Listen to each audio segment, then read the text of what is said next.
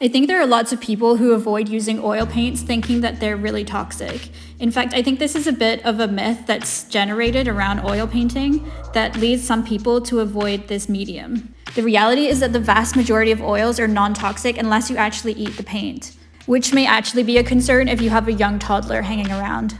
There are a few toxic pigments to watch out for, which are also found in other types of paints like acrylic, like cadmium, cobalt, as well as rarely used lead whites. These pigments come with warnings on the tube, and extra care should be taken not to ingest any of these colors, so use gloves, wash your hands, and avoid eating in the studio when these colors are on your palette. These pigments are harmful to breathe, and though you'll find it very difficult to breathe in oil paint, some artists who mix and grind their own paint should just take extra care when working with the raw, dry pigments. It's pretty easy to avoid these toxic pigments altogether. Firstly, you can purchase synthetic hues or versions of these colors that are made using different pigments to mimic the same color. Also, with so many paint colors available, you can just select a different color that looks similar but is made from a different, less harmful pigment. For example, cadmium red is not only quite expensive, but it's also made with the harmful cadmium pigment. But you can buy cadmium red hue, which is not made from cadmium at all, but other pigments that mimic the same color. Or in fact, just use a different red, and there are plenty of warm reds available.